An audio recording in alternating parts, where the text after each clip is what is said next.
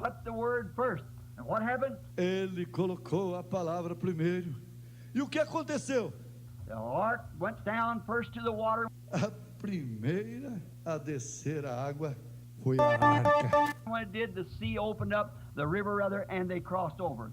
E quando isso aconteceu, o mar se abriu, ou melhor, o rio, e eles atravessaram. Then what's he going to do after he gets over there? Então, o que ele faz depois que chega ali? What's the next thing that's going to take place? Qual é a próxima coisa que acontece? When he gets over there on the other side, Quando ele chega ali do outro lado, then he finds out they're all walled in because of the fear of him. When he comes over, ele descobre que todos eles estão cercados por causa do seu medo quando se apoderou dele. but he met the chief captain one day. Mas um dia, ele se encontrou com o capitão-chefe. And he had another V-Day. Ele teve um dia a ver. He told him exactly what to do. Ele lhe disse exatamente o que fazer. And the walls of Jericho fell down. E as muralhas de Jericó caíram. How's he going to do it? Como ele fez isto? The natural man looking through the glass there said, now here, you brought me over here.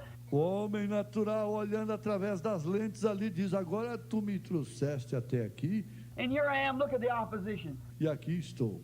Veja a oposição. Well, they're all on the inside with their slings. Ora, eles estão todos do lado de dentro com suas fundas. If we ever get close to that wall, woe unto us. Se alguma vez nos aproximarmos daquela muralha, ai de nós. They got rocks laid in there, the big slings. Eles têm pedras ali em cima, grandes fundas. They got spears, they got bows, Eles possuem lanças. Eles possuem arcos. they got everything laying in there, and they just cross. Eles têm tudo colocado ali. E eles apenas... But see, Joshua, he put God first. Mas veja, Josué colocou Deus primeiro. And when it isn't how you're going to get there, that's up to God. E quando ele não é como você chegará lá. Isto é com Deus. Just keep on moving. Follow the word. Apenas siga se movendo. Siga a palavra. He said, march around 7 days. And on the seventh day, march 7 times. Ele disse: marche ao redor por 7 dias. E no 7º dia, marchem 7 vezes. At the last time around, sound the trumpet. E na última volta, façam soar a trombeta. God placed and take the natural away, and the spiritual moved in, and the walls fell. Deus ordena que tire fora o natural e que o espiritual possa se mover e a muralha cair. And they went right straight up and took the thing. Yes, sir. E eles seguiram diretamente, tomaram a coisa. Sim, senhor. God had a V-Day then. Deus teve então um dia V. Abraham had a V-Day. Abraão teve um dia V. After being promised so long for this child, God... Boa noite, irmãos. Que Deus possa nos abençoar. Nós vamos cantar um hino de número 221. Livre estou. Hoje nós temos um tecladista, né? É um tecladista diferente, viu? Livre estou.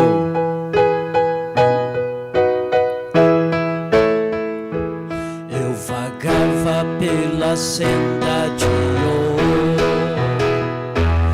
oprimido pelo pecado e temor.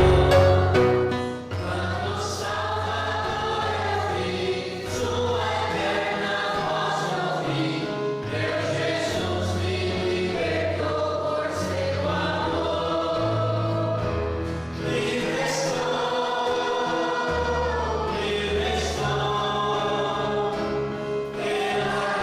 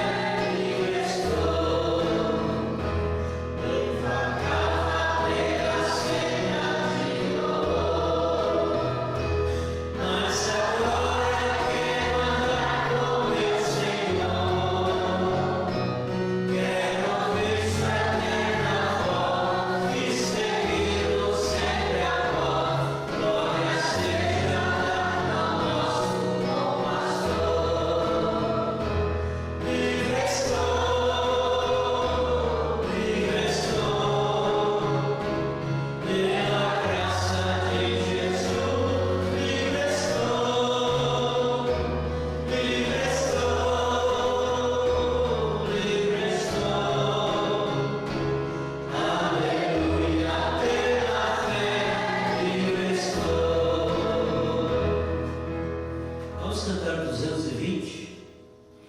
Divino companheiro.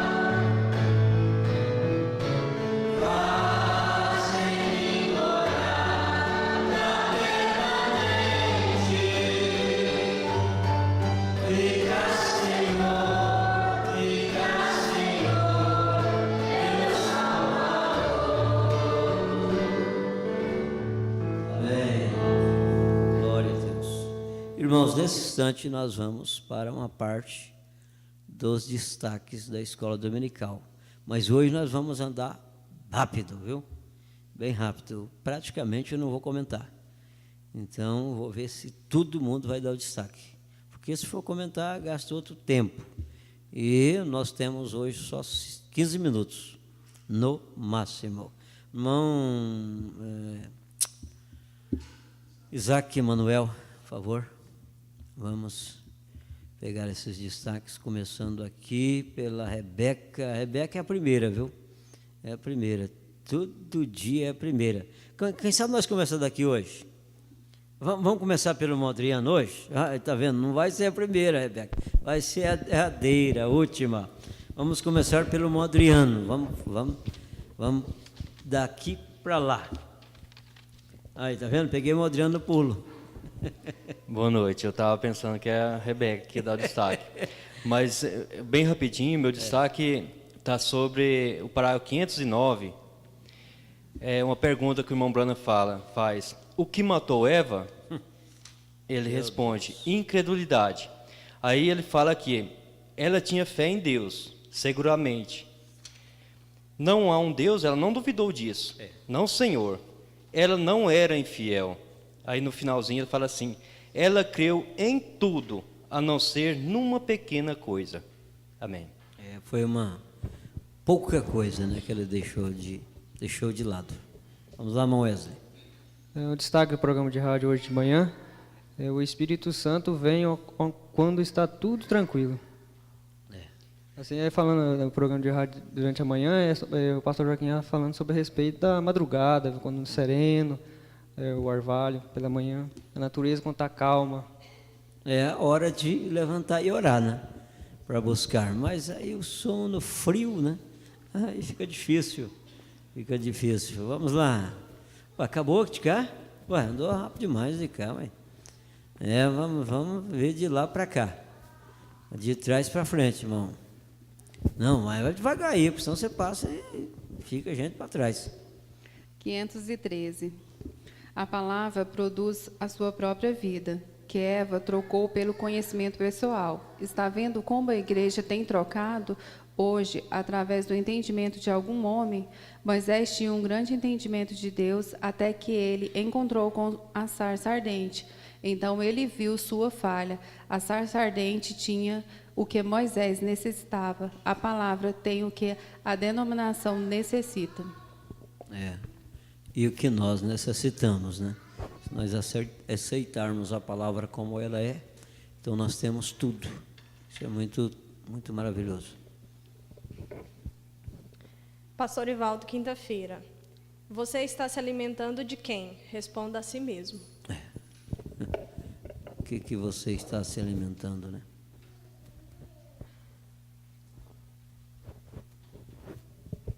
Irmão Abraão, Deus permite angústias para chegarmos onde devemos chegar.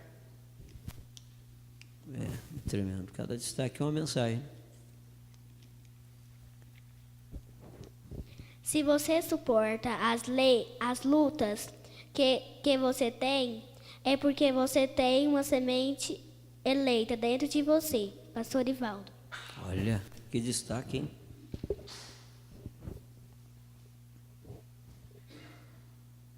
(485) Eu tomarei um e deixarei um. Eu os separarei. Isto é correto. Haverá 2 no campo. Eu tomarei um e deixarei um. Haverá 2 na cama. Eu tomarei um e deixarei um.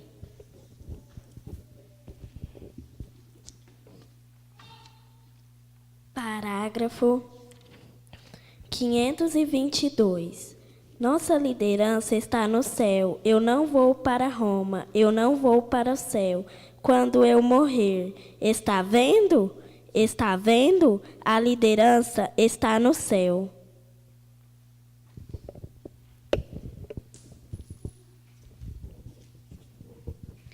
Deus não faz acepção de pessoas. Se foi pecado para Eva não obedecer uma única palavra, também é pecado agora.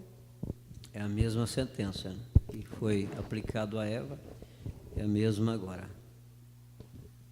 507. Ele é a cabeça da igreja, o qual é seu corpo, e ele quer as preeminências. Ouça agora, ouça com atenção, enquanto nós prosseguimos. O que? Ele deve ser a cabeça do corpo, o corpo de sua noiva, a qual é tomada dele. Carne e osso, como em Adão, veja, noiva. Parágrafo 519. Portanto, o corpo não pode reconhecer, não fale nisto.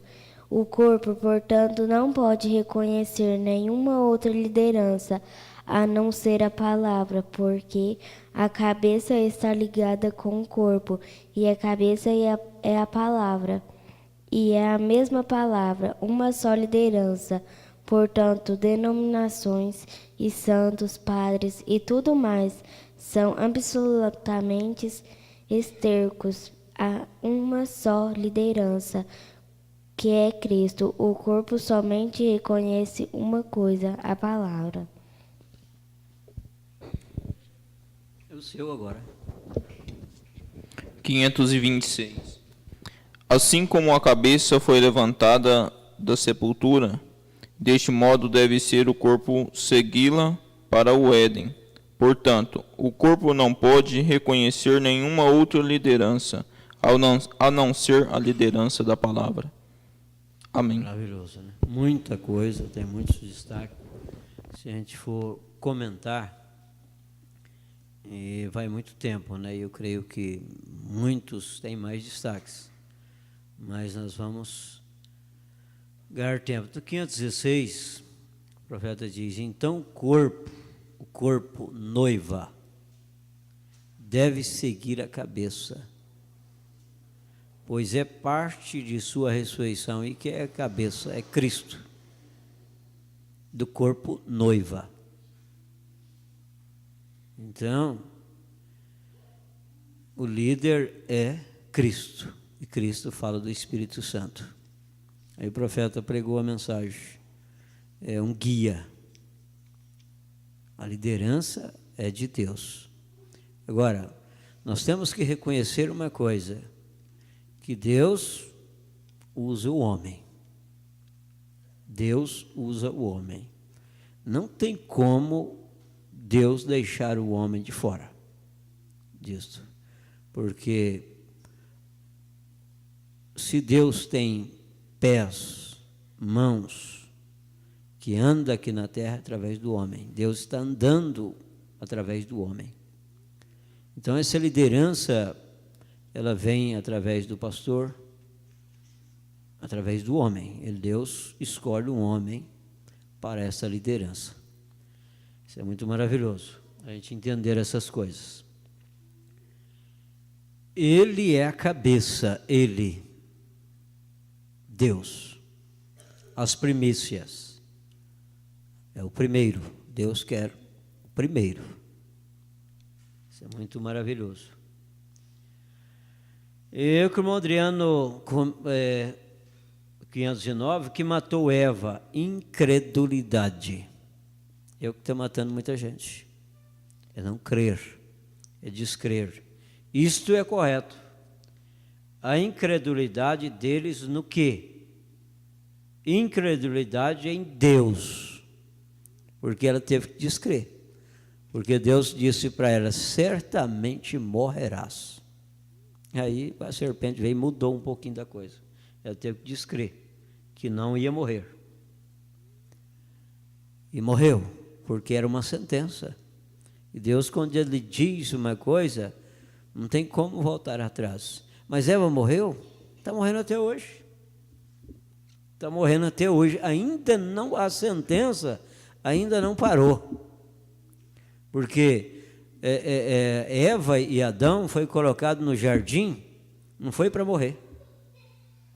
Deus fez o homem, não foi para morrer. Por isso que nós não queremos morrer. Ninguém quer morrer. Você já perguntou? Tem alguém aqui que quer morrer? Ninguém quer, assusta, todo mundo assusta. Fala, misericórdia, eu não quero morrer. E luta com tudo que tem até o último fôlego para não morrer. Porque não foi feito para morrer. Uma árvore não foi feita para morrer. Mas depois que Eva descreu numa coisa tão pequena, aí a morte entrou. A sentença foi morte. Está morrendo até hoje. Mas graças a Deus, né? Que nós fomos revelados e temos vida novamente. Deus restaurou a vida e nós temos vida eterna. Então nós não morremos. Ninguém de nós, os eleitos, ninguém morre. Ele dorme. Porque morte é separação de Deus. Então nós dormimos, não morremos. Isso é muito maravilhoso. Vamos orar nesse instante pelo irmão Warley. Pede oração por viagem. Ei, irmão Warley, será que foi para longe? Será que amanhã não vai trabalhar? Porque a viagem deve voltar hoje de noite, né? Ainda, no feriado. Aí vai emendar, mas esse feriadão aí? Mas que benção, hein? Que benção. Até eu vou emendar esse feriado, viu? Vou emendar tudo. Em dia da manhã, eu acho. Vou para a roça e só volto não sei que dia. Porque já é feriado mesmo, né? Então, aproveitar. Mas vamos orar nesse instante e vamos interceder. Se você tem um pedido, coloque diante de Deus. Eu vou convidar o irmão Valdir para fazer essa oração. Se você tem um pedido, coloque diante de Deus. E Deus conhece cada uma das nossas necessidades nesta noite.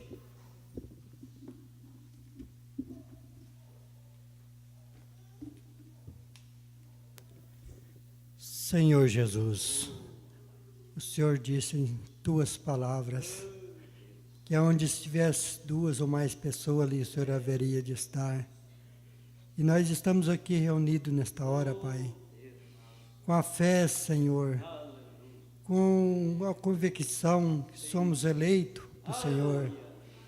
E nesta hora, Pai, pedimos ao Senhor que o Senhor esteja, Pai, conosco nesta noite. O irmão que pediu oração, Senhor, que o Senhor abençoe a viagem dele. O Senhor abençoa também o pregador dessa noite, Pai. E ajuda nós, Senhor, abra os nossos corações para receber o que o Senhor tem para nós nessa noite. Em nome do Senhor Jesus Cristo. Amém, Senhor. Amém.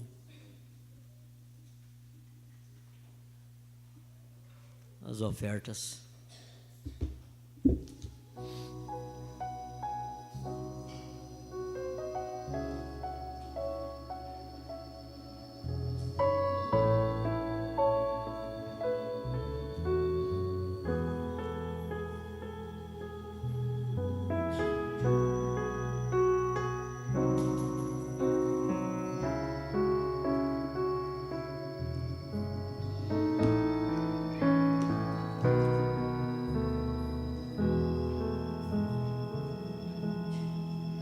Se as portas se fecharem para ti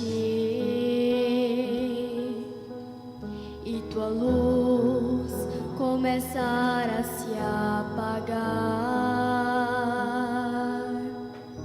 se o vento forte soprar, abrigo na rocha pra ti. Se os amigos sozinho te deixar, e se o medo ou amigo se fizer, põe tua vida no altar e verás a mão de Deus te amparar.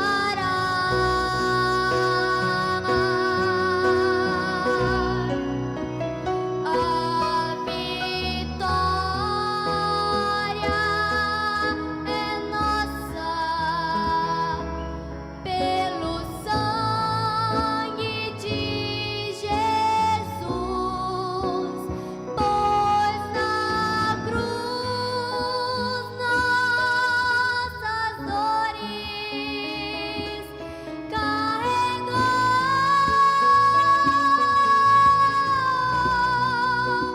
Nenhum mal eu temerei,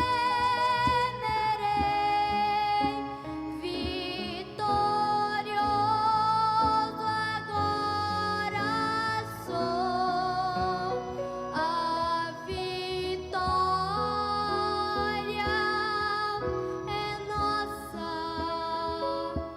pelo sangue de Jesus.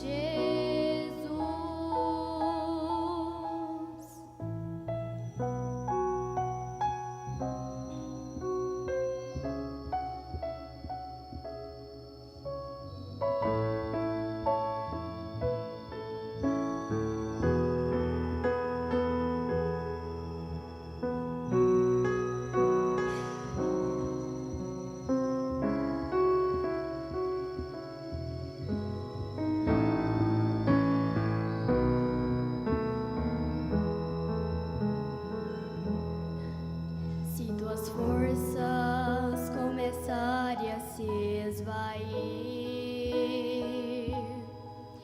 e teus ombros não poderes mais erguer, lembras que Ele por ti uma cruz muito pesada carregou. Se o vale da sombra te chegar e a morte vier te açoitar, no calvário de dor a vitória sobre a morte conquistou.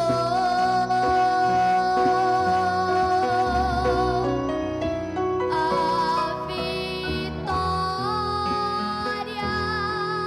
é nossa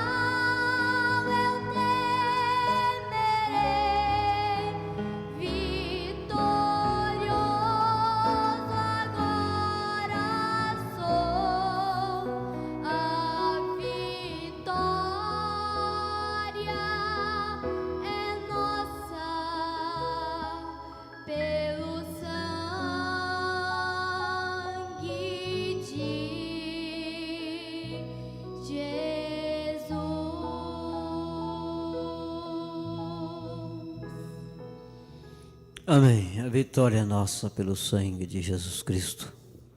Falei para o Modair uma agorinha. Eu tinha 4 opções hoje. Uma de estar aqui, 3 de não estar aqui. Mas uma foi mais forte do que as outras. Então estou aqui nesta... Deus nos viu aqui, né? Se você está aqui, porque Deus viu você. Eu tive quase indo para Goiânia agora à tarde. Mas o quase não deixou. O quase não deixou. E o Adair está conosco, como combinado, todo segundo domingo, né?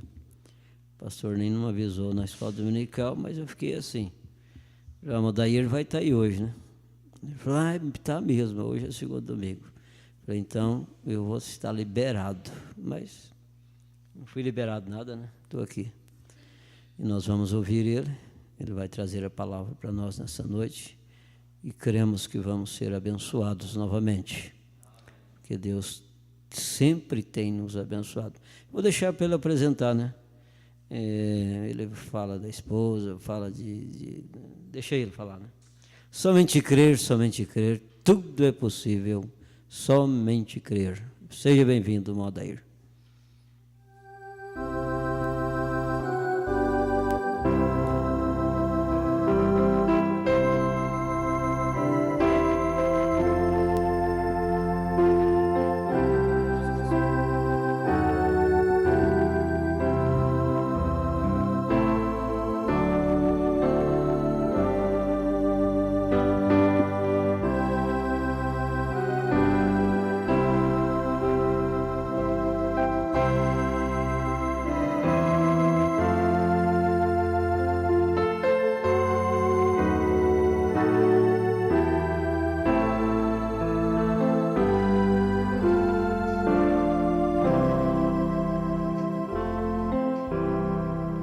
Aleluia.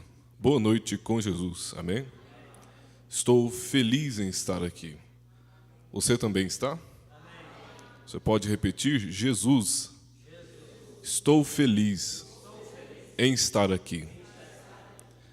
Tem um dizer, né, popular que é o seguinte: o homem só dá valor à fonte depois que ela seca. O homem só valoriza a água depois que a fonte seca. É um dizer bem pessimista, mas é a nossa natureza. Muitas vezes a gente só percebe o valor da coisa depois que perde aquela coisa. Aí eu criei uma técnica para eu dar valor às coisas.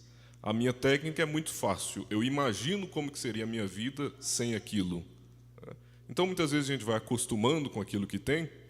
Para você dar valor, é só você pensar, como que seria a minha vida sem isso? Se eu bebo dessa fonte todos os dias, às vezes eu me acostumo com ela, né? E paro de dar valor nela. Mas imagina a sua vida sem aquela fonte. Imagina a sua vida sem aquela água. E aí você vai ver o valor que aquilo tem para você. Imagina a sua vida sem a sua esposa. Imagina a sua vida sem o seu marido. Sem a sogra. E aí você vai ver o valor que aquela pessoa tem. Imagine a sua vida sem este culto. Imagine a sua vida sem esta mensagem. Imagine a sua vida sem esta igreja. E se nós não tivéssemos esse templo para nos reunir? Se a gente tivesse só um barracãozinho, né, Pastor Wilson? Que não tivesse som, não tivesse teclado, mal iluminado. Né? Se não tivesse diáconos nessa igreja, se não tivesse esses bancos, né, para nós sentarmos, imagine como seria a sua vida se não tivesse esses cultos aqui todo domingo à noite. E aí você vai acordar, né, e vai ver o valor que isso tem, porque se não tivesse, faria falta. Então é por isso que eu digo, estou feliz em estar aqui, porque isso tem valor para nós. O povo de Deus sabe dar valor às oportunidades de estar na casa de Deus. Bom, hoje estou aqui acompanhado pela minha esposa, né, o meu cunhado, o irmão Ezequiel, e a minha sogra, a irmã Kênia, vieram aí nos prestigiar também, nos fazendo essa boa companhia aí na viagem, né? E a minha esposa, agora eu não esqueço de apresentar ela mais não, esqueci uma vez só, lá em Vianópolis. A irmã Namani está aí também. Hoje nós vamos continuar naquele assunto de fé perfeita. Um mês atrás, como passa rápido, um mês atrás nós falamos aqui sobre fé perfeita, eu chamei de fé perfeita parte 1.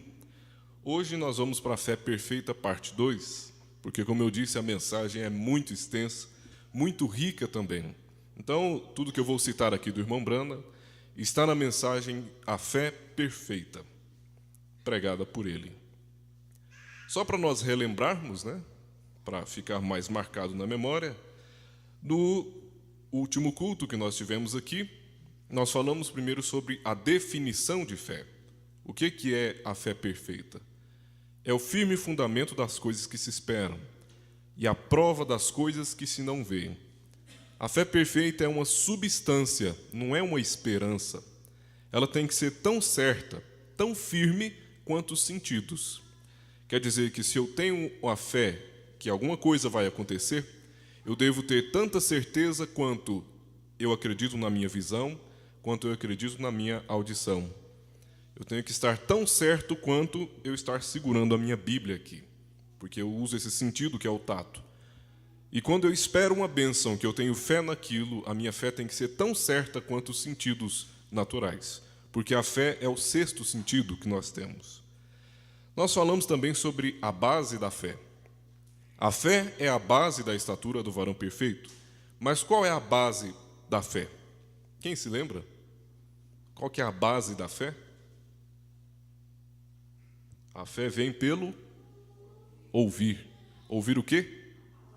A palavra de Deus. Mas é ouvir como se eu estivesse ouvindo um programa de rádio? É ouvir como se eu estivesse ouvindo uma notícia? Não. É ouvir e deixar aquilo descer para o coração. É ouvir e colocar em prática na minha vida. Isso é a base para a fé. A fé vem pelo ouvir. Ouvir e colocar em prática a palavra de Deus. Essa é a base para a fé. E nós também falamos sobre a dúvida. Aquilo que a fé traz, a dúvida leva embora. E aí nós terminamos com aquele exemplo de Pedro, que Pedro viu Jesus andando sobre as águas, aquilo trouxe para ele uma fé muito grande, e ele disse: Senhor, se és tu, manda que eu vá ter contigo sobre as águas. E Jesus disse: vem. Pedro, naquele ímpeto, pulou do barco e começou a dar ali alguns passos sobre a água. Quando ele pulou, que ele estava naquela animação, ele nem olhou para os lados. Ele estava olhando só para a palavra de Jesus, ou seja, ele ouviu e pôs em prática, e aquilo trouxe a fé. Por isso ele deu alguns passos sobre a água. Mas, depois de algum tempo, ele começou a olhar ao redor e viu os sintomas, que o profeta chamou de sintomas. Ele olhou e viu que o vento estava forte, que as ondas estavam altas.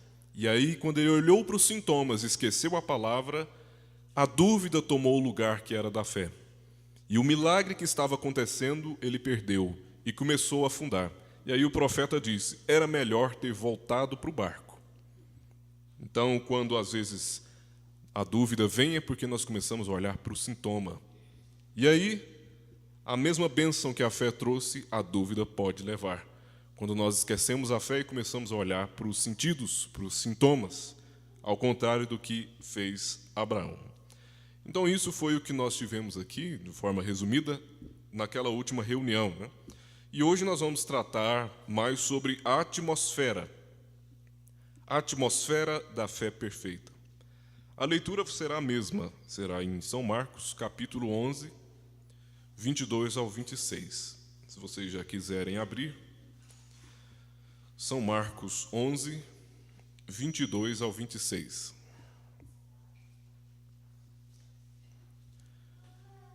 Só antes de nós lermos, falar um pouco sobre o que é a atmosfera. A atmosfera é aquilo que rodeia algo. Como nós falamos, tem a atmosfera terrestre. É porque em volta da Terra existe uma camada de gases que envolvem.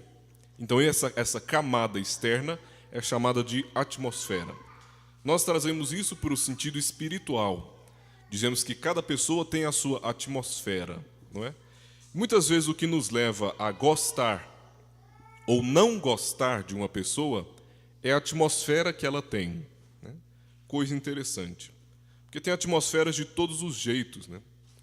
Tem pessoas que têm uma atmosfera agradável, uma atmosfera que elogia a gente, uma atmosfera que agradece pelas coisas que ela tem. A pessoa que é agradecida tem uma atmosfera agradável também. A pessoa que elogia tem uma atmosfera agradável também. Agora, pessoas que reclamam muito já não têm uma atmosfera agradável. Pessoas que só reclamam, né?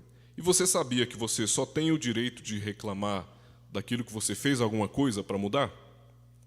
Se você só reclama, mas não faz nada para mudar aquilo, você não tem o direito nem de reclamar, né? E tem pessoas que só sabem reclamar. Isso traz uma atmosfera pesada para o entorno daquela pessoa.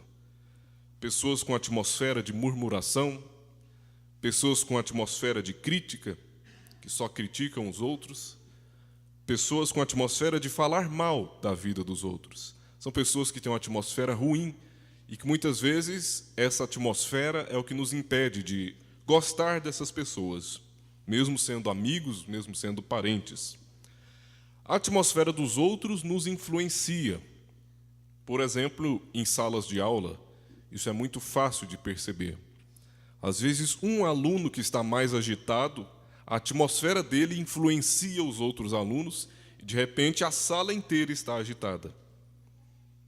E, muitas vezes, você passa na porta de uma sala de aula com um determinado professor e aquela aula está tranquila.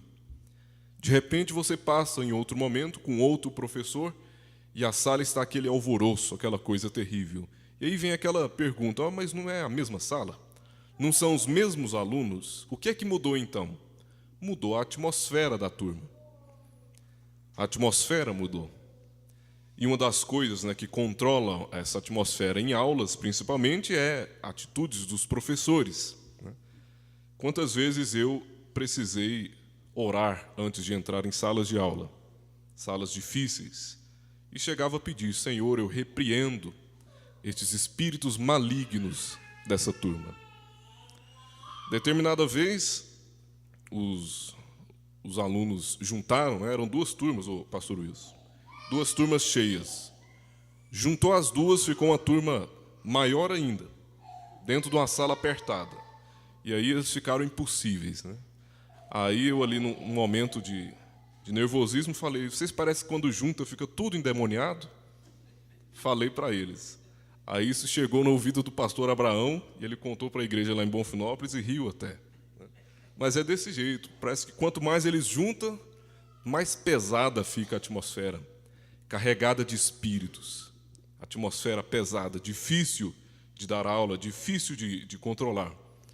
Porque a atmosfera é controlada por espíritos, é influenciada por espíritos. Você pega, por exemplo, uma mulher cheia de espíritos de sedução, como aquela mulher que Jesus orou por ela, expulsou aqueles demônios. Elas têm uma atmosfera de sedução, uma atmosfera de tentação. O olhar é pesado. Todos sentem isso. Quando ela chega num ambiente, você percebe a mudança. Por quê? Aqueles espíritos influenciam na atmosfera que ela carrega. Mas agora, olhando o sentido oposto, você pega uma mulher cristã cheia do Espírito Santo, ela tem uma atmosfera celestial ao redor dela. E quando ela chega, ela alegra o ambiente e todos têm reverência quando uma mulher cheia do Espírito Santo entra em um lugar. É diferente. O Espírito influencia na atmosfera da pessoa. E os cultos? Cultos são reuniões de pessoas. A atmosfera do culto, ela começa em cada um de nós. E é assim que nós vamos construindo um culto. E o Espírito Santo, o pastor Abraão gosta muito de dizer isso. O Espírito Santo é sensível à atmosfera. Ele vai agir de determinada forma, o tanto que aquela atmosfera estiver propícia para ele agir. Se for uma atmosfera de adoração, uma atmosfera de fé, uma atmosfera de reverência, o Espírito Santo se sente livre para atuar naquele culto. Mas se do contrário, ele encontra uma atmosfera de irreverência, uma atmosfera de pessoas que não estão dando muita importância para a palavra, ele não tem liberdade para atuar. Então, sim, o Espírito Santo é sensível à atmosfera. E nós sempre viemos a um culto para sair melhores, não é? Nós viemos para a igreja para sair melhores do que chegamos. É isso que nós viemos buscar. Então, nós temos que criar uma atmosfera em torno de nós, contagiante, para que o Espírito Santo tenha a liberdade de atuar. É a responsabilidade de cada um de nós. Então, por isso, muitas vezes, a minha oração é essa: Senhor, não permita que eu seja o impedimento para a bênção do meu irmão. Não permita que seja eu que estrague a atmosfera deste culto com a minha irreverência. O profeta uma vez repreendeu um pregador que estava na reunião. Durante a oração, aquele pregador não estava irreverente, ele só não estava prestando atenção, mas ele estava fora da ordem. E o profeta o repreendeu e ele teve uma consequência gravíssima por causa disso. Por quê? O Espírito Santo é sensível à atmosfera. E a atmosfera que ele agrada é a atmosfera de fé perfeita, que é essa que nós vamos falar nessa noite. Então vamos ficar de pé, vamos ler aí Marcos 11, 22 ao 26.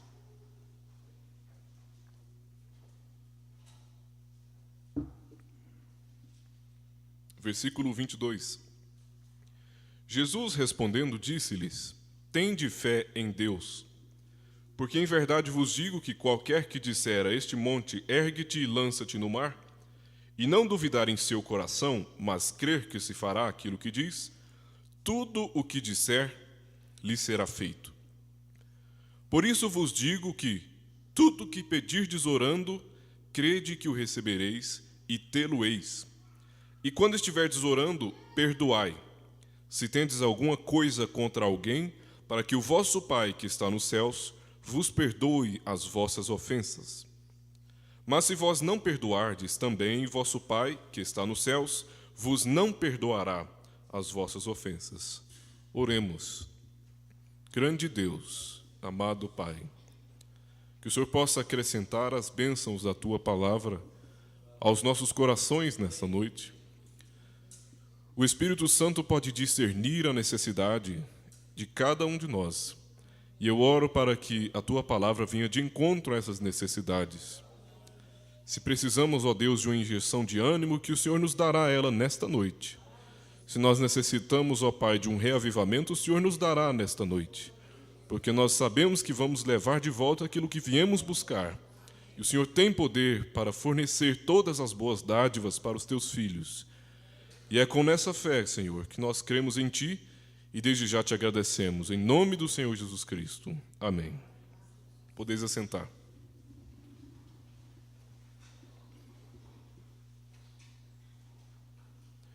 A atmosfera de fé perfeita. É essa atmosfera que diferencia o cristão do resto do mundo. É essa atmosfera que deixa o cristão diferente das outras pessoas. Eu vou citar aqui o profeta no parágrafo 78 da mensagem, A Fé Perfeita. Ele disse: Porém, Jesus viveu num mundo que ninguém conhecia e ninguém entendia. Ninguém entendia o mundo de Jesus. Ele era uma pessoa muito rara. Ele viveu num mundo ou atmosfera de fé perfeita, no Deus perfeito, o qual era Ele mesmo. Então, Jesus viveu na atmosfera de fé perfeita. Se nós vivêssemos na fé perfeita do cristão, o que somos, nós seríamos então como místicos aos do mundo. As pessoas não nos entenderiam. Nós caminharíamos no Espírito, faríamos o que o Espírito dissesse e deixaríamos de fazer o que o Espírito nos proibisse. Então aqui já está um sinal do que é a atmosfera da fé perfeita. É fazer aquilo que o Espírito Santo pedir e não fazer aquilo que o Espírito Santo nos proibir. E fazendo essas coisas, nós seríamos então estranhos aos olhos do mundo. O mundo olharia para nós e nos acharia estranhos. O que é ser estranho? É ser diferente do normal.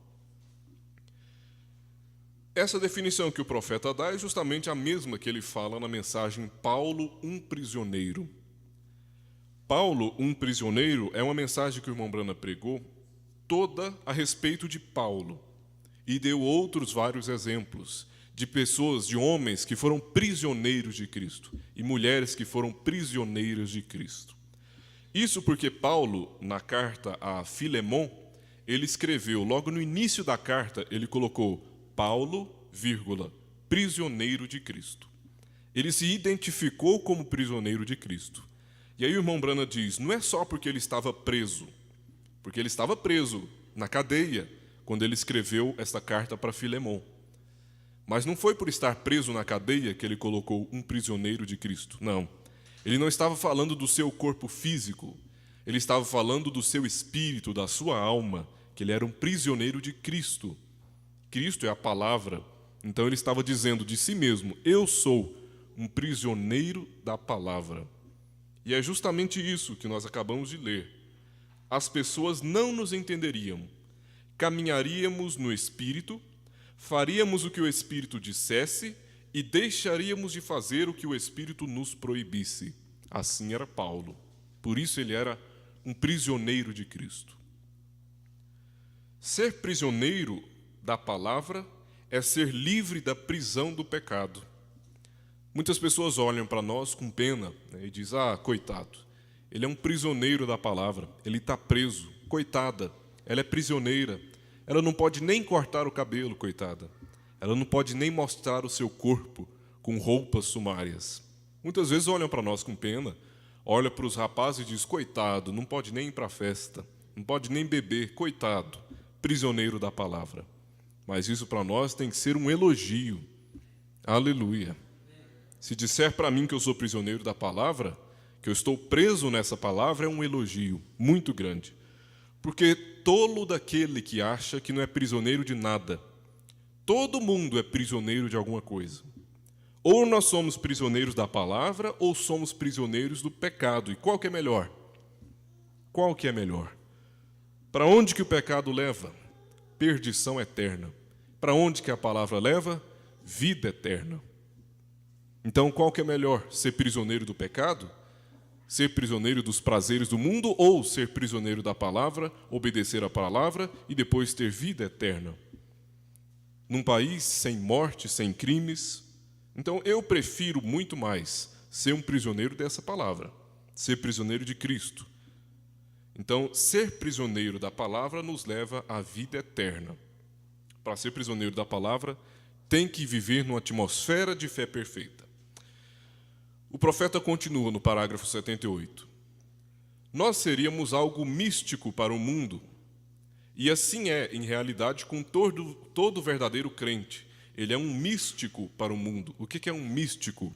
É aquilo que o mundo não entende, é aquilo que para o mundo é sobrenatural. As pessoas não entendem porque vivem num mundo à parte. Jesus vivia num mundo onde ninguém podia chegar ou tocar. Os discípulos não entendiam. Quando ele lhes falava, dizendo-lhes certas coisas, eles respondiam, Mestre, tu falas em parábolas e nós não entendemos. Como pode ser isso? Nem os próprios discípulos entendiam a Jesus, porque ele vivia numa atmosfera diferente, um mundo diferente. E como nós vimos no último culto, né, que eu estive aqui, o profeta disse, os discípulos não tinham a fé perfeita enquanto Jesus estava vivendo com eles.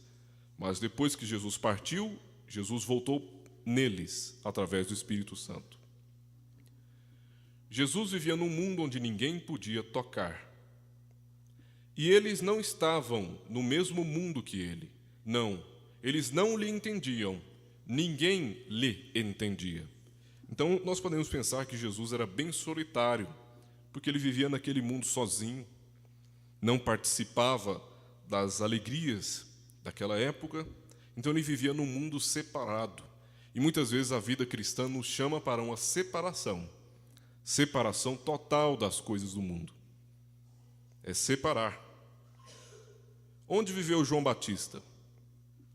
Precursor da primeira vinda de Cristo. Onde ele viveu? No deserto. João Batista vivia no deserto. Filho de um sacerdote, tinha tudo para viver numa casa muito boa, num palácio, Mas não.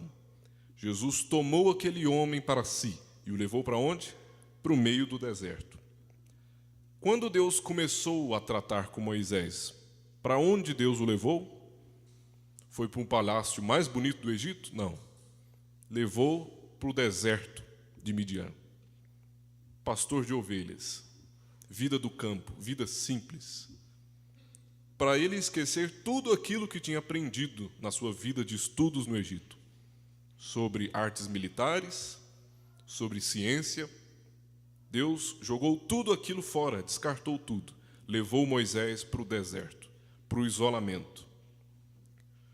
Onde foi que Deus cuidou de Elias quando não tinha chuva sobre a terra? Foi em Jerusalém? Foi na cidade mais rica ali? Não. Mandou ele para a beira de um riacho, Querite, isolado, longe da cidade, longe das pessoas. A vida cristã chama para uma separação.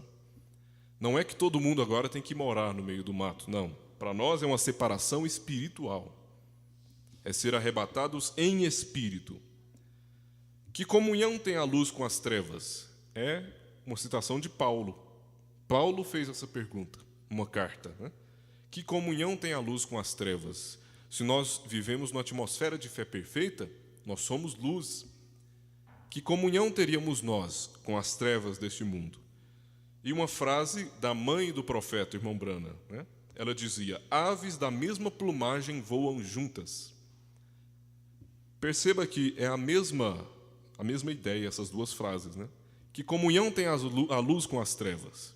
E do outro lado, aves da mesma plumagem voam juntas. Isso quer dizer que quem vive na atmosfera de fé perfeita tem comunhão com quem vive na atmosfera de fé perfeita. Quem vive na luz tem comunhão com quem vive na luz, porque as atmosferas influenciam. Não se vê pombas em companheirismo com corvos. Isso aqui o irmão Brana gostava de dizer. Você não vê a pomba e o corvo voando juntos, sentados na mesma árvore, comendo da mesma comida. Por quê? Porque eles têm três coisas diferentes. Eles têm hábitos diferentes, dietas diferentes e desejos diferentes. Então você não vê a pomba junto com o corvo, porque os hábitos de um são diferentes do outro. Os desejos de um são diferentes do outro. A alimentação de um é diferente da do outro. Então você não vê atmosferas tão diferentes na mesma comunhão.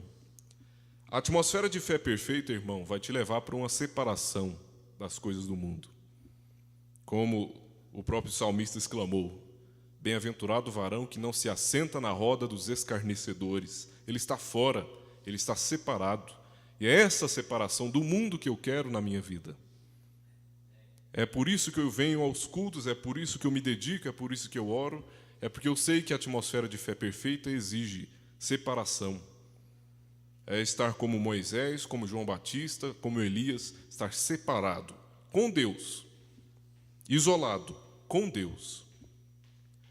Como nós lemos aqui, vamos voltar aqui alguns versículos. A atmosfera de fé perfeita é uma atmosfera de perdão.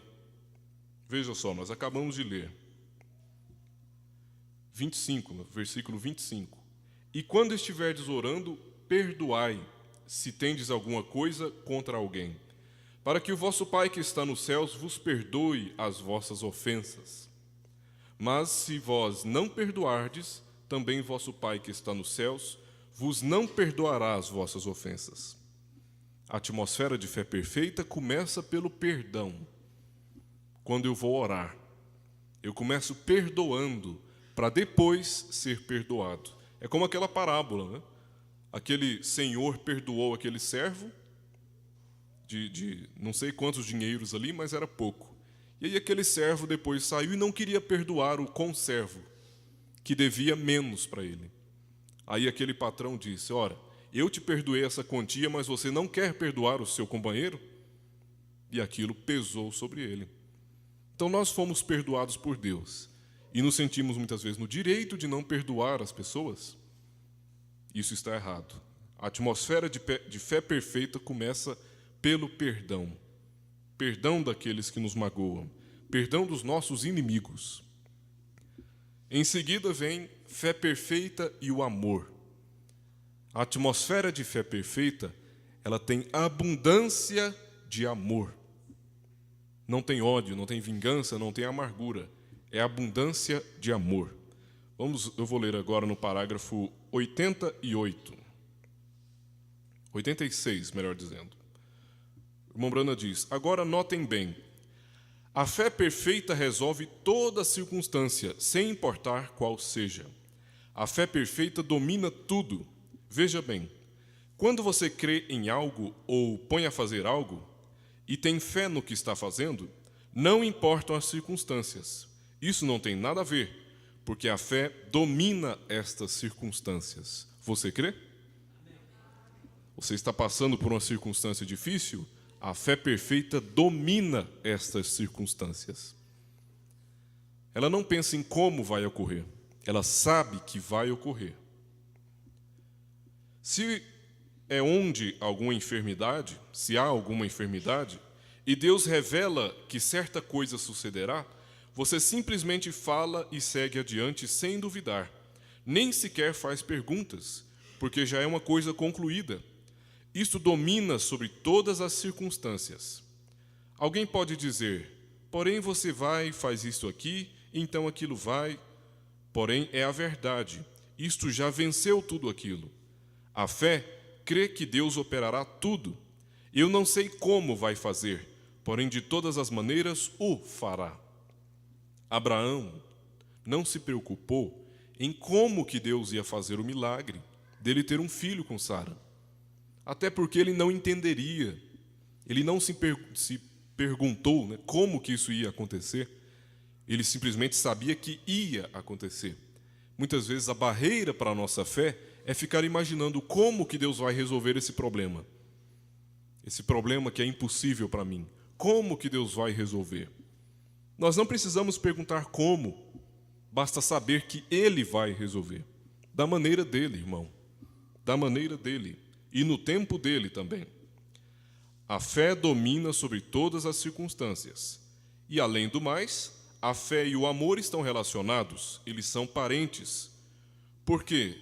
Você não pode ter fé sem ter amor, porque a sua fé está baseada num Deus que é a pura essência do amor. Então a fé e o amor operam juntos. Quem vive na atmosfera de fé perfeita, vive na atmosfera de abundância de amor. No 87, é, por exemplo, como dois jovens. O moço se enamora da jovem e ela se enamora dele. Com o tempo, vão se conhecendo melhor, então seus corações começam a bater como um só.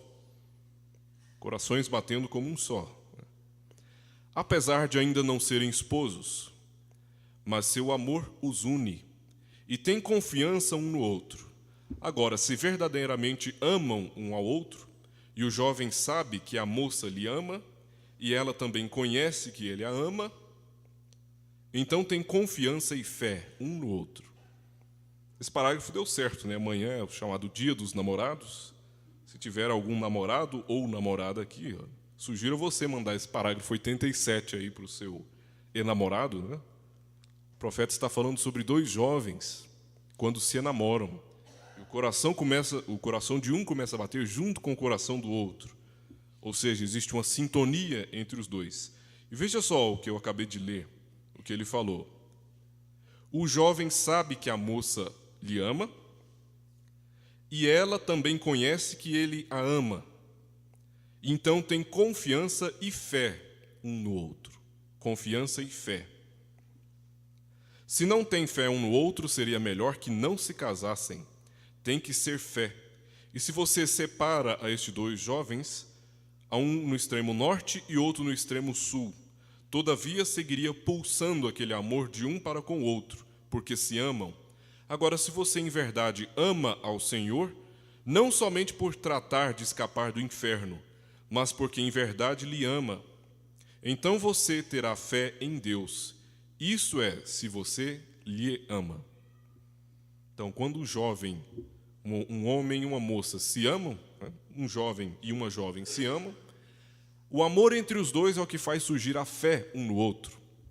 Da mesma maneira, quando nós amamos a Deus, o nosso amor por Ele faz surgir a nossa fé nele.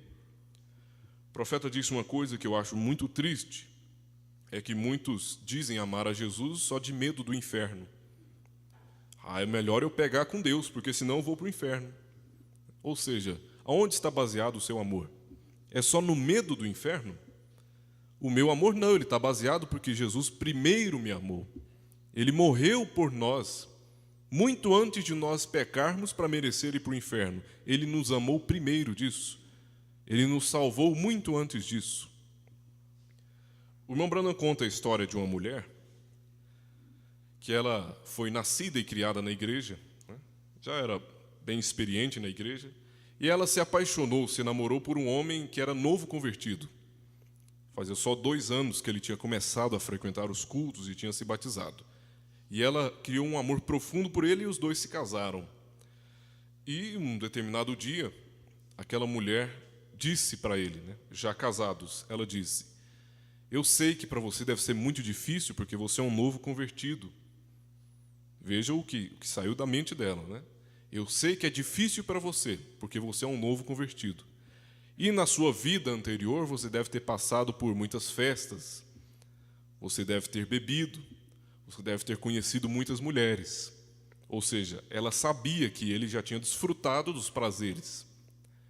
Ela disse: eu sei que é difícil para você, que você vai ser muito tentado, mas eu te digo uma coisa: se você for tentado e cair, volte para casa e eu estarei aqui te esperando. Por quê? Eu me casei com você, sabendo quem você é, e eu te amo mesmo assim. Aquilo ficou no coração daquele homem, e ele não parava mais de pensar naquilo. E não saía da mente dele. Alguns dias depois, ele estava no trabalho, e ao meio-dia ali, todos pararam, né, para almoçar, e ele comentou com seus colegas: como que eu seria capaz de trair uma mulher dessa, que confia tanto em mim, ao ponto de me perdoar antes de eu traí-la? Veja a marca que ela deixou nele. Com essas palavras, ela vacinou aquele homem contra qualquer traição. Por quê? Ela perdoou antes dele praticar.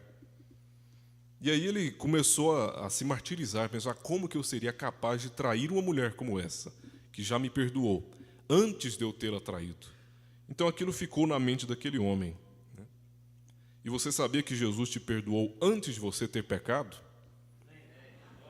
Assim como essa mulher perdoou esse homem, antes dele ter traído, Jesus te perdoou antes de você ter pecado. Como que nós ainda temos a coragem de pecar contra ele, sendo que ele confiou tanto em nós? Ele nos deu o perdão antes de nós nascermos. Então veja como é profundo o amor de Cristo por nós. Não é amor filho, é amor ágape, é amor divino de Deus para conosco, de ter tamanha confiança de morrer por nós e nos perdoar antes de nós errarmos. No parágrafo 90, o irmão Branham disse: quando nós éramos pecadores e estranhos, estando sem Deus ali no mundo, neste lodaçal de trevas, então Deus veio a nós, Deus buscou a você, não foi você quem buscou a Deus. As Escrituras dizem: ninguém pode vir a mim, a menos que o Pai o traga. Deus desceu ao lodaçal onde você se encontrava, lhe buscou e lhe tirou. Isso deveria produzir um amor perfeito. Olha o que você era antes do que é agora. Quem fez esta mudança? Alguém que lhe amou. Não pode você, então, ter fé no que ele tem prometido? Amém? Quem fez essa mudança em você? Te pegou do lodaçal do mundo, do pecado, e te transformou no que é agora. Quem fez essa mudança? É alguém que te amou, desde antes da fundação do mundo. Não pode você, então, ter fé no que ele tem prometido? O amor real e genuíno produzirá confiança em sua palavra. Quando nós retribuímos o amor de Deus por nós, esse amor vai gerar a fé. Assim como o amor de um casal gera a fé um no outro, o nosso amor por Cristo vai gerar a nossa fé nele. No 91. Ele me encontrou quando eu não era nada, e eu ainda sou nada, mas agora estou em suas mãos. Veja que coisa bonita. Eu posso dizer da mesma forma, né? Se o profeta que era o profeta disse assim, quanto mais eu. Jesus me encontrou quando eu era nada, e eu ainda sou nada, mas eu estou em suas mãos. Aleluia. Ele me amou e me tomou quando eu não era digno de ser amado. E como você, sucedeu igualmente. Ele nos tem mudado. É como disse a irmã de cor quando estava testificando: eu não sou o que devo ser, nem tampouco o que quero ser, mas a verdade é que eu não sou o que antes era. Ela sabia que havia vindo de alguma parte, algo havia sucedido, e assim o é. Alguém que nos ama está nos mudando todos os dias, como eu disse lá no início, né? Para você ver o valor que uma coisa tem, imagina a sua vida sem aquilo.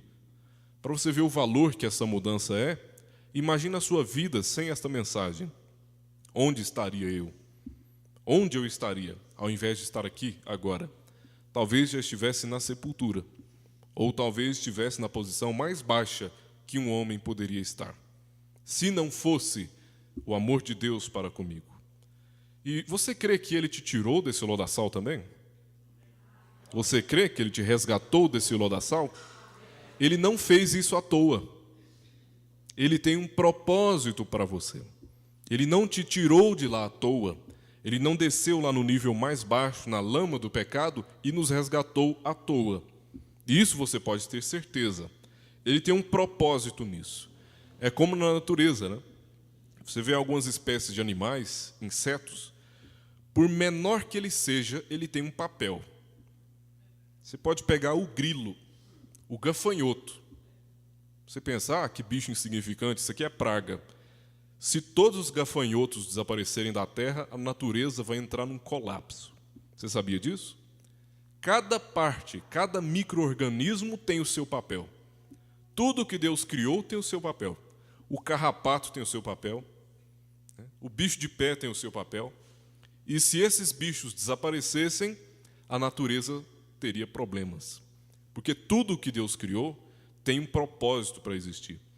Você pega uma máquina complexa, um carro, por exemplo, se você tirar um parafuso dele, você fala, esse parafuso aqui não tem serventia nenhuma. Ele tem. Ele está ali por um motivo. Se você tirar, você pode não ver a diferença na hora, mas depois de alguns anos, aquele parafuso vai fazer falta. Porque teve algum engenheiro que pensou, aqui precisa de um parafuso, porque senão alguma coisa, algum defeito vai acontecer.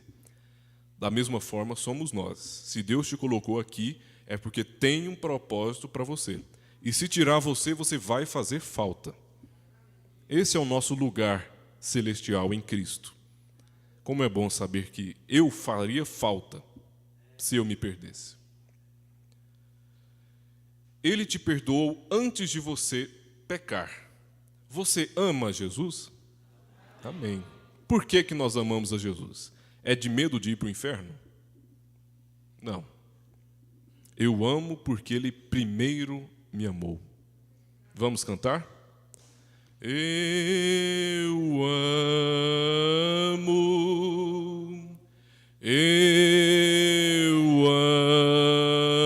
amo, porque Ele primeiro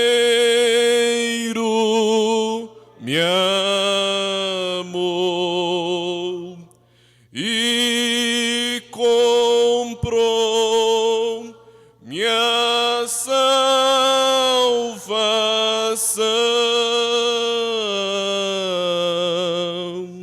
no madeiro do Calvário. Aleluias. É como o amor, né, de um jovem por uma jovem, só que muitas vezes maior. É amor ágape. Ele nos amou primeiro e nós amamos Ele agora. E veja como cantar esse hino traz uma atmosfera deliciosa de amor no nosso coração. De dizer que ama Jesus. Por quê? É a atmosfera de fé perfeita. Se você ama Ele, você tem fé naquilo que Ele prometeu. A fé é irmã do amor. A prova do amor é a maneira de viver. Outra coisa importantíssima que o profeta nos deixou nessa mensagem. Porque um homem pode falar para a esposa 24 horas por dia que ele ama ela. Pode falar. E, na verdade, tem que falar. Porque a mulher precisa disso, né? E homem também. Tem homem que precisa disso. Precisa ouvir a pessoa dizer, eu te amo. Pessoas que gostam de ouvir, né? Agora, de nada adiantaria falar 24 horas se as atitudes mostrassem o contrário. Foi aí que o profeta disse, a prova do amor não é só falar. A prova do amor é a maneira de viver. Eu não sou muito de falar, né? Eu te amo. Mas o que importa mesmo são as atitudes, né? Mas tem que falar, viu? As mulheres sentem falta, né, irmão Zac? Sente falta. Mas as atitudes são o principal. Se você vive pela pessoa, se você faz tudo por ela, pelo bem-estar dela, é a sua maneira de viver dizendo que você ama aquela pessoa. Da mesma forma é com Deus. A mesma forma é com Jesus. Eu posso vir e cantar, eu amo, porque Ele primeiro me amou. Se a minha forma de viver não está provando isso, então eu não estou falando a verdade.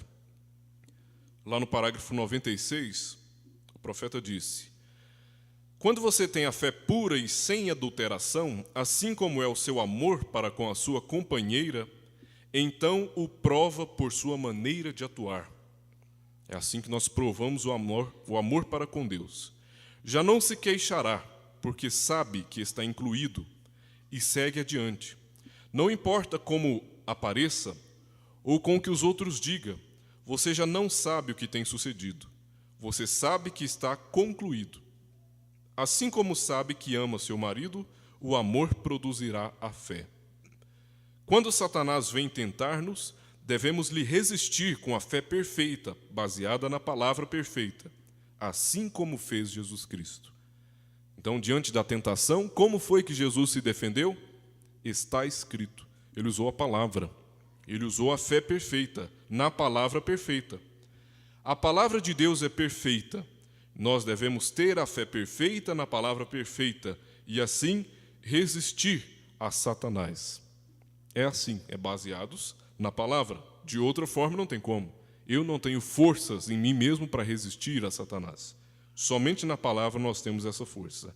E você crê que tem ouvido essa palavra perfeita? Você crê? Então você tem a força para resistir a ele, porque a nossa fé perfeita está na palavra perfeita.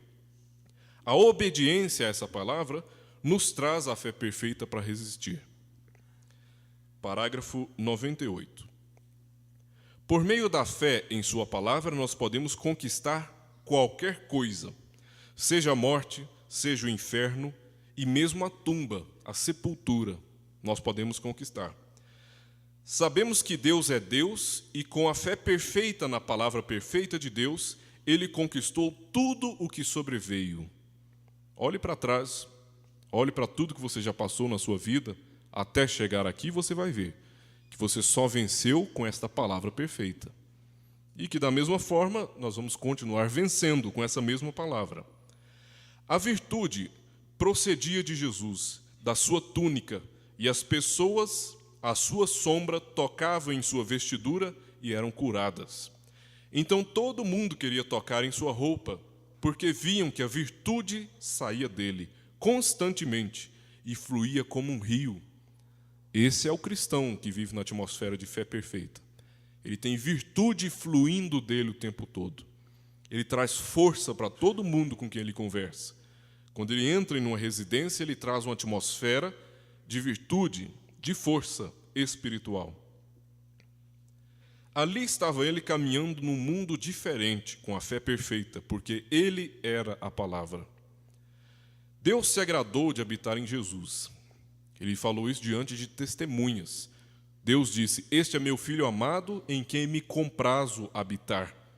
Deus se agradou de morar em Jesus. Por quê? Porque Jesus era a palavra e continua sendo a palavra. Quando você, meu irmão, quando você, minha irmã, se tornar a palavra, Deus terá prazer de habitar em você. E é aí onde a fé perfeita acontece. Quando você é a palavra expressa, Deus se agrada de habitar em você. E quando Deus se agradar de habitar em você, o que será que acontece? O que nós vamos ganhar com isso? Se Deus achar agradável habitar em mim, o que vai acontecer? Veja os exemplos, né? Deus se agradou de morar em Josué. E o que Josué fez? Parou o sol. Deus se agradou de morar em Moisés. E o que Moisés fez? Abriu o mar vermelho. Deus se agradou de morar no profeta Elias. E o que o profeta Elias fez? Ele fez incendiar uma pilha de madeira que estava encharcada de água. Foi isso que ele fez. Deus se agradou de morar no profeta William Marion Branham. E o que ele fez? Através da palavra falada, ele criou 3 esquilos. Criou. Palavra criativa. Eles não existiam e passaram a existir com a palavra. Deus se agradou de morar na irmã Hatmuser. E o que ela fez?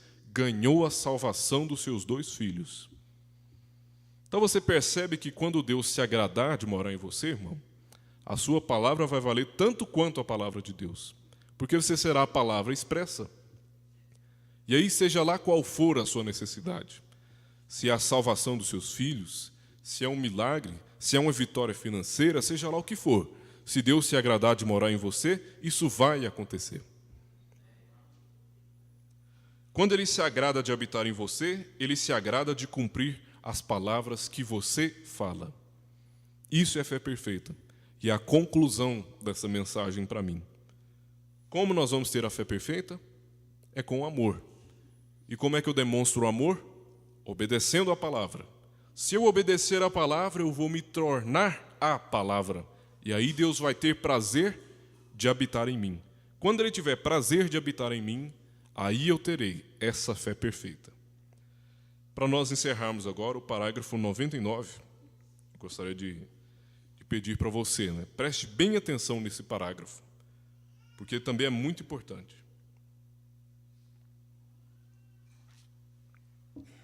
É o 99. Se estiverdes em mim, e minhas palavras estiverem em vós, então caminhai nesta mesma linha. Que linha? A atmosfera da fé perfeita, a vida que Jesus viveu. Caminhai nesta mesma linha com virtude fluindo de você. Os rios das fontes de bênção de Deus estão fluindo nas pessoas. E não é questão de crer algo fora do real, ou imaginar algo, ou esperar algo, mas em verdade é algo que está acontecendo. Você o pode ver.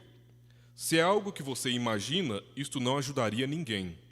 Porém, se em verdade existe, então é algo que realmente sucedeu. Fé perfeita não é esperança. Fé perfeita é algo que já sucedeu. É algo que Jesus já fez por nós. É algo que a igreja já tem. Só falta o poder para colocar isto em ação. Amém? Fomos abençoados, ricamente abençoados.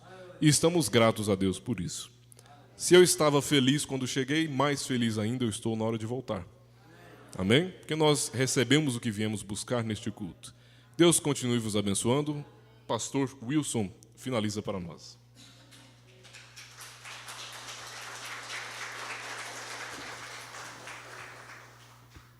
Graças a Deus. Tanto destaque. Eu me lembrei daquela citação do irmão Branham no parágrafo 312. Paulo, ele se tornou palavra. Mas para isso acontecer, o irmão Branham diz, este grande homem intelectual nunca tentou expressar seus grandes termos teológicos para as pessoas. Ele humildemente aceitou a palavra do Senhor. Você aceitou a palavra? Amém? E ele viveu ele viveu a palavra para que ela se expressasse através dele. O que aconteceu com Moisés? Moisés estava expressando a palavra. Josué estava expressando a palavra. Isso é muito maravilhoso. Uma coisa vai encaixando com a outra, a palavra sempre encaixa uma com a outra. A prova do amor são atitudes. Isso é muito, muito tremendo. Às vezes fala muito de amor, né? Mas não tem atitude. Eu amo. E às vezes eu estava pensando ali, às vezes é amor de novela, né? Eu nunca vi assim muita novela, mas novela esse povo ama demais. Mas é uma nojeira, só mentirada. São atitudes. E às vezes, o Modair sempre lembrou, ele mesmo às vezes não é de falar. E eu também, né? Eu acho custoso esse negócio. Custoso. Cada um tem uma natureza, né? Uma maneira, e uns já... sei lá, né, Adriano? Você fala? De vez em quando. Acho que todo homem é assim, viu? Todo homem é assim. Você quer ver uma mulher derreter, você fala que ama ela. Ixi, mas ela derrete, viu? Mulher gosta disso. O Modair acabou de falar isso, não falou, Modair? Falou. A mulher gosta de ouvir isso aí. Mas os homens não gostam de falar. Sabe por que isso, né? Não sei. Tudo tem uma serventia. Eu estava lembrando, enquanto eu estava falando, às vezes tem pai, tem mãe que falou, ô menino sem serventia. Você vê, não presta para nada, né? Não deveria falar esse tipo de coisa, né? Se até os carrapatos têm um propósito, Deus criou, não foi à toa, eu não sei para que carrapato serve, viu? Você vai no mato, você pega aqueles bichinhos miúdos, e uma coceira que eu vou te contar, você passa a noite pelejando com aqueles bichos. E aquele outro bichinho que entra no pé, né? É uma coceira, mas... você quer ver o que é? Eu estava lembrando quando o Modair estava falando, você conversa com um biólogo. Eu tenho um irmão lá em Cristianópolis que ele formou em biologia. É biologia, né, irmã? Biologia. Aí eu gosto de ficar fazendo pergunta para ele. Eu falei, irmão, por que você é formiga? Ele falou, irmão, se você souber para que serve formiga, ela tem uma serventia muito grande. Aí vai explicando. Eu falei, para que serve morcego? Aí eu fico especulando ele. Cada coisa tem um propósito. E aí, para que serve você? Aí chega em nós, né? Para que nós estamos aqui? Tem um propósito. Deus nos viu aqui desde antes da fundação do mundo. Por isso nós estamos aqui nesta noite. Vamos colocar de pé? Muito bom, né, ouvir essas palavras. Que Deus recompense o Modair. Vamos dizer, Deus abençoe Modair, sua família, seu ministério. Aleluia. Adriano, por favor, faça uma oração para encerrar este culto. Nós fomos muito abençoados. Vamos voltar abençoados para os nossos lares. Senhor Deus, Pai Celestial, o que viemos buscar, ó Deus, estamos levando. Que é mais uma porção, ó Deus, mais um alimento para a nossa alma. E creio, ó Deus, cremos que o Senhor já curou, o Senhor já libertou, ó Deus. O Senhor tem as maneiras, ó Deus, de agir no nosso meio. E sabemos, ó Pai, que o Senhor esteve e está no nosso meio, ó Pai Celestial. Falou, o Senhor repreendeu, o Senhor falou o que precisávamos de ouvir, ó Pai. Senhor, leva-nos de volta, Senhor Deus, com essa bênção no nosso coração. Leva, Senhor Jesus, nós curados, nós libertados, ó Deus, para casa, Senhor.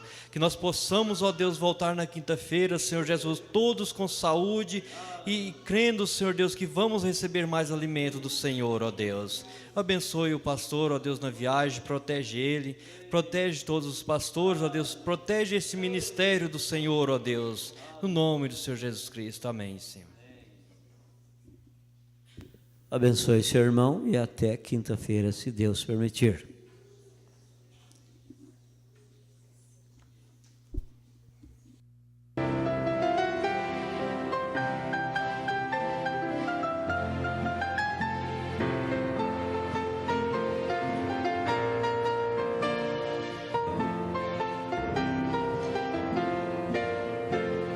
Andando